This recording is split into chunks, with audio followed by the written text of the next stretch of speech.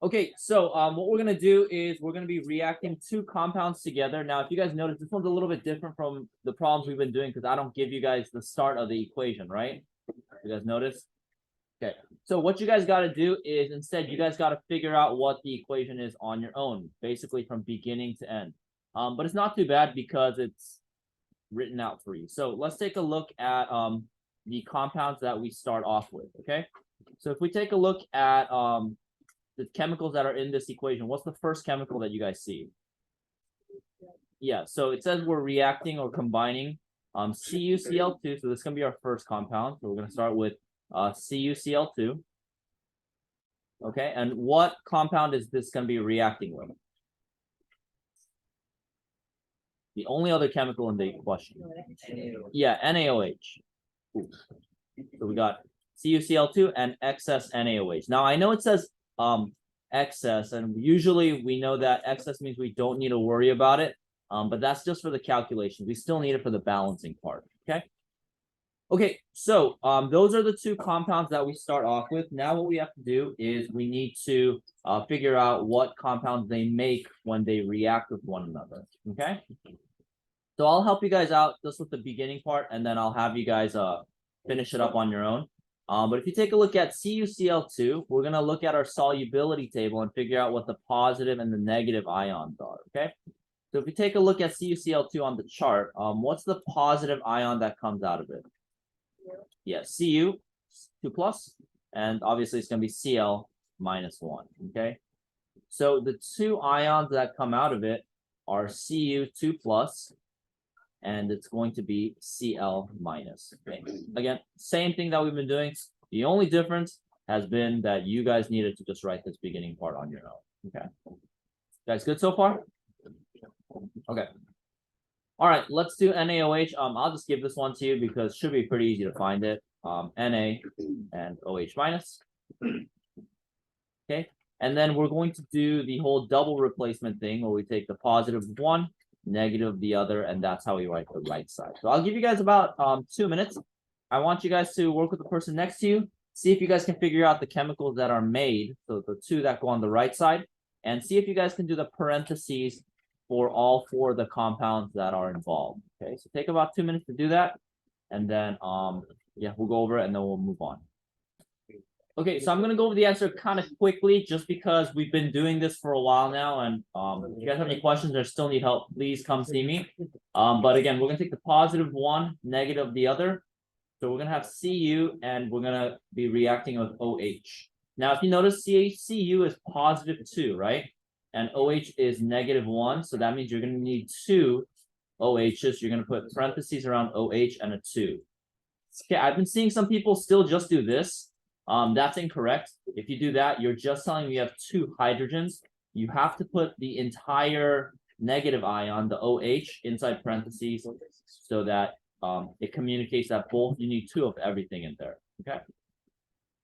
All right, and then the other compound that is produced is going to be Na, and it's going to react with Cl.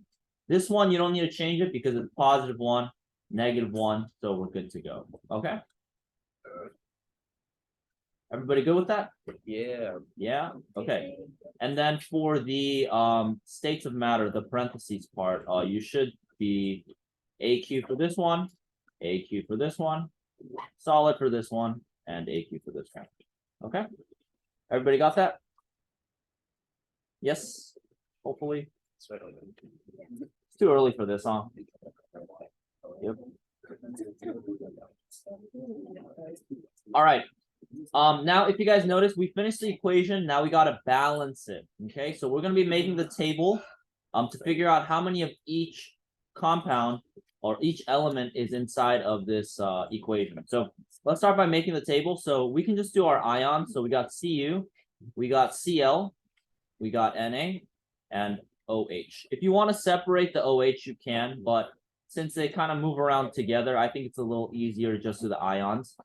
And then we're going to make a table. We're going to count up how many of each we got on each side. And then we're going to balance it out. So I'll give you guys a minute to start the balancing on your own. Again, count up how many of each element there are on each side. See if you guys can add and balance out the equation. This one's not too bad. Should be relatively easy if I'm going to be honest. So take about a minute to do that, and then we'll go over it together. I'm just going to give you guys numbers. If you guys have any questions or if I messed up, please let me know. But left side, you should have one CU, two CLs, and one of these. Okay, and on the right side, you got one of everything except the OH. So you got two of that. Okay. Everybody got those? Okay. So we got to start by balancing the ones that have the wrong numbers or different numbers on the sides. So we need to add to the side that has fewer. So we need to add CL to the right side, right? Now we can't just add CL by itself. We have to add the entire chemical. We have to add NaCl. That's going to change our CL value to 2 and our Na value to 2. Okay. Okay. So Cu is good. Cl is good. Now we need to balance the Na and OH. Luckily, you just need to add to the left side. And lucky for us, we got NaOH, which balances out to 2 and 2. So all we got to do is put a 2 in front of NaOH and a 2 in front of NaCl, and that's going to be your balanced equation. Okay? Any questions about that part? Easy peasy? Okay, so I'm going to erase this part right here so we have some work to do the calculations. I already wrote the equation up here. So this is what we're going to be operating off of, okay? Okay, so now what we have to do is we're going to be doing the stoichiometry part. And so what we got to do is figure out what the starting chemical is and what the ending chemical is, okay? Now, if you guys remember from before, our starting chemical is always the one that has numbers associated with it.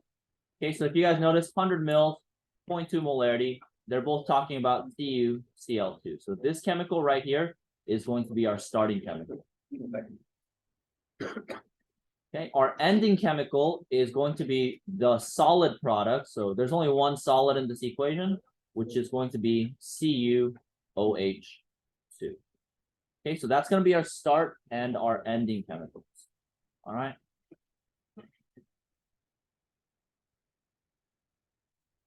Okay, so now we can start our calculations. The first step for the calculation is to use the molarity equation. So I'm going to start off by using the molarity equation. And we're just going to plug in the numbers that we have here into the molarity equation, okay? So very simple, it's just plug and chug. So molarity, capital M, the number that we have is 0.2. So we're just going to plug in 0.2. That's going to be equal to, we're looking for moles. We're going to divide by liters.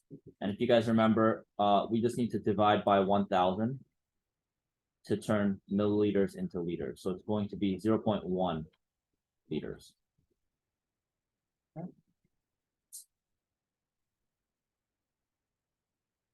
Okay, so I'm going to stop right there for a second. I'll give you guys about a minute to calculate this out. See if you guys can find the moles for this equation, the answer for this equation. And then if you want to try setting up part 2, because that's what we're going to be doing next, you guys can do that as well. Take a look back, see if you can find the final answer for this step 1. And then for the second equation, see if you guys can start setting it up. Yeah. Okay, so super simple. If you want to isolate the moles right here, what you want to do is you want to get rid of the 0.1.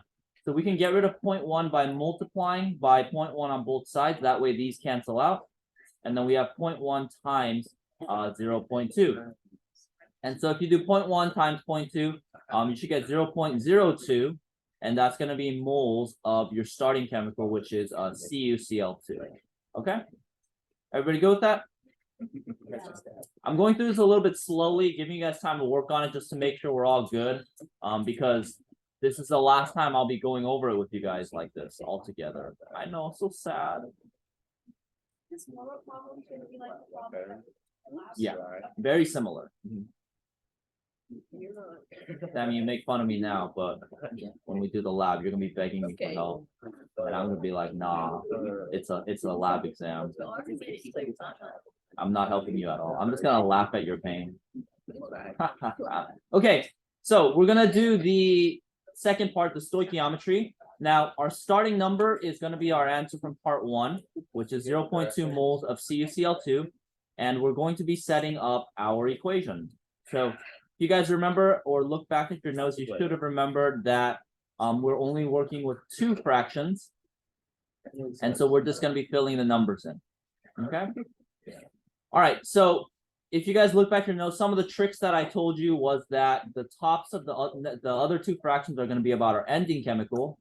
So it's going to be moles of CuOH2, and we're going to be ending with grams of CuOH2. Huh? I said that the two fractions that we're going to be working with in part 2, they're about our ending chemical. So just a quick way, just an easy way to fill in the fractions. Okay. All right, we want to get rid of moles of CuCl2, so we put moles of CuCl2 right here. And if you guys remember, this fraction, the numbers come from the balanced equation. Okay, so if you guys want to take a look at the equation, we can get our numbers for this fraction. Okay, super easy. Just look at what's in front of that chemical. So CuOH2. What number is in front of CuOH2? Yeah, 1. There's no number, so it's 1. So we'll put a 1 here. What number is in front of CuCl2? 1. There's no number, so it's 1. Okay, and we're done with that fraction. Okay, we want to get rid of moles of CuOH2, so we put CuOH2 on the bottom. And for this fraction right here, we get the numbers from the molar mass. Okay. So molar mass is the number on the bottom of the box on the periodic table. So again, I'm going to pause right here. I'm going to give you guys 2 minutes. See if you guys can find the molar mass of CuOH2. See if you can plug it into the fraction and get the final answer. And this is the end of this problem. Okay, so see if you guys can finish it up from there. We'll be done. Okay, so molar mass, we start with Cu. So if you guys take a look at Cu on the periodic table, Cu is 63.55. So on our calculator, we're just going to punch in 63.55. And then we have OH, but we have it 2 times, right? So we got 2 oxygen. So we're going to add 16 2 times. And we have H 2 times, which is 1 2 times. So the molar mass of CuOH2 is 97.55. Everybody got that? No? 97.55. Okay, now 97.55, the molar mass always goes on the top. Yes.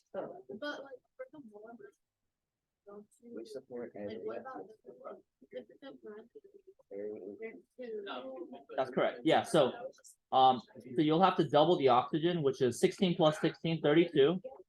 You got hydrogen, which is twice, so 1 plus 1, which is 2.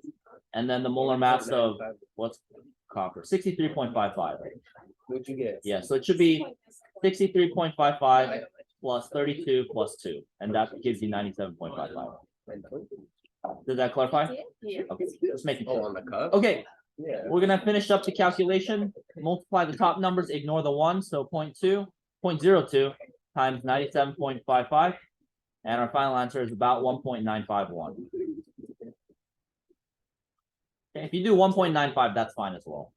Grams of CuOH. Okay, and that's it. That's your final answer. What's up? Uh-huh. The last part on the bottom, it's not always gonna be the Yeah, it's always gonna be 1 on the bottom. Yeah. So Like the one you said, like the one in blue, like the other would be. yes, yeah. Okay, guys. So make sure you guys have 1.95 written down because that is our final answer, and we're gonna be needing it for the next thing. So we're gonna add one quick thing on top of this, but it's something that you guys have done before, and I think you guys have told me you didn't like doing it, which made me want to bring it back even more. So let's go. So just make sure you guys have 1.95. Everybody got this? Okay. So what we're gonna do is we're going to move on, and so during the lab, I'm not gonna be making this solution for you. I'm not your mom, so I'm gonna have you guys make your own solution, okay? And then you're gonna have to react it with another chemical. So just to refresh your memory on how to make these chemicals, I'm gonna be going over how to write the procedures. Oh, Yeah. Mr. O. It'll be either, I think it's carried if I remember correctly. Yeah. I gotta check the instructions. But yeah, so that's the reaction I wanted. So we're gonna be going over how to write the procedures I'm gonna do this very quickly. Just make sure you guys are following along. Make sure you're copying this down because you'll have to do this for your lab next time. Okay, so let's get started. So you guys don't need to write this down or anything like that because this is what we just solved out. And we found out is 1.95 grams of CuCl2. Okay, so what we're gonna do first, step one, is you want to get a volumetric flask. Remember those bold flasks? It's like a thin neck, and then there's like a circle on the bottom. That's a volumetric. We're gonna get one with the appropriate size. The size that we want is just the size of the solution we want to make. So very simple. Step one, if you guys want to write this down, is going to be obtain 100 milliliter, and you can write VF. I'm always cool with that. Volumetric flask. Okay, the key thing is that the size of the flask is going to be the amount of solution you want to make. Okay.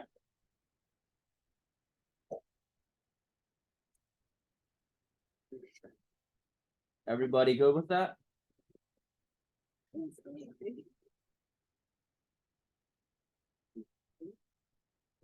Okay, now I'm gonna go over the second part. This part is we need to weigh out the mass. So how many grams of CuCl2 do we need to make this solution right here? Now, we already did the calculations, but I'm gonna go over it from the beginning just so that you guys know how to do this. If you approach the problem a different way. So what you want to do first is you want to do the same thing that we did in part one. I'm gonna go through this part pretty quickly. You're gonna use the molarity equation to figure out the moles of CuCl2 that we need. Okay, so we're gonna do 0.2. We're gonna do moles. We're gonna do liters, which is gonna be 0.1. So you guys don't need to write this part down because this is, if you notice, this is step one in the calculations that we just did. You guys notice that? Yeah. Okay, so the answer is going to be 0.02 moles of CuCl2. All right, next thing we're going to do for this calculation is we're going to take this and we're just going to multiply it by the molar mass. Okay, so we're going to take 0.02 moles of CuCl2. And then what we're going to do is we're going to do the molar mass. So you're going to turn moles into grams. So you're going to have to find the molar mass of CuCl2. So I'll give you guys a minute to calculate that out.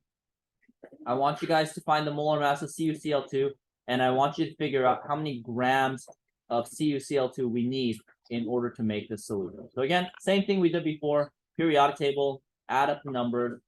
Just a heads up, this is not CuOH2, so it's a different chemical, it's a different molar mass.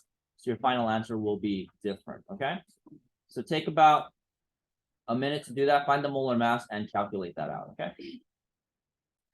Okay, so CuCl2 is going to be Cu, which is 63.55, same as before. So on our calculator, 63.55. And it's Cl2, so there's two Cl's, so you're going to add 35.45 2 times. Okay, so the molar mass of CuCl2 is 134.45. Everybody got that? Okay. So molar mass of CuCl2 is 134.45. Where's that button? There it is. Okay, so we're gonna put 134.45 on the top. 1 goes on the bottom. You're gonna multiply the two numbers, so 0.02 times 134.45. That'll give you a final answer of 2 and we're gonna round that to 7. Okay. If you want to write the funny number, you can write the funny number. Up to you. Oh, I get it. Okay. So you're going to weigh out 2.7 grams of CuCl2. That's going to be step 2. Okay. Where do I put this? Okay, so step 2, if you guys want to write that down, is you're going to weigh out 2.7 grams of CuCl2.